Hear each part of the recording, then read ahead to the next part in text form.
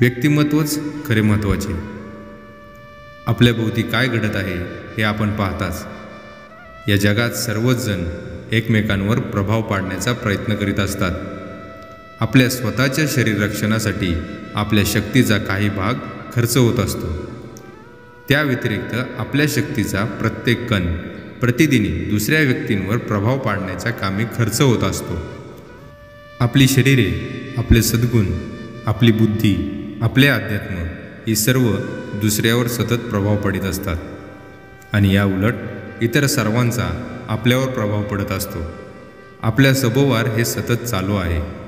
आता आपण एक प्रत्यक्ष उदाहरण घेऊ. एखादा मनुष्य येतो.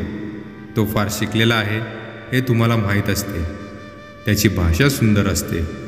तो तासनतास तुमच्याशी बोलतो, पण तुमच्यावर काहीच प्रभाव पाडू शकत नाही. दुसरा एखादा मनुष्य येतो. तो थोडेसे शब्द उच्चारतो. ते व्यवस्थित मांडलेले किंवा व्याकरण शुद्ध नसतात. असे असूनही तो तुमच्यावर खूप प्रभाव पाडतो. तुमच्यापैकी पुष्कळांनी ही गोष्ट पाहिली आहे. यावरून ही गोष्ट स्पष्ट होते की केवळ शब्दांनीच नेहमी प्रभाव पडत नसतो.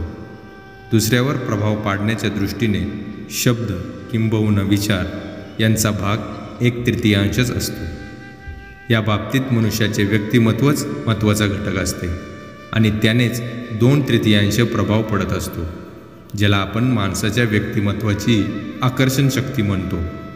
ती बाहेर पडते व आपल्यावर प्रभाव पाडते. आपल्या कुटुंबामध्ये व घरामध्ये कुटुंब प्रमुख असतात.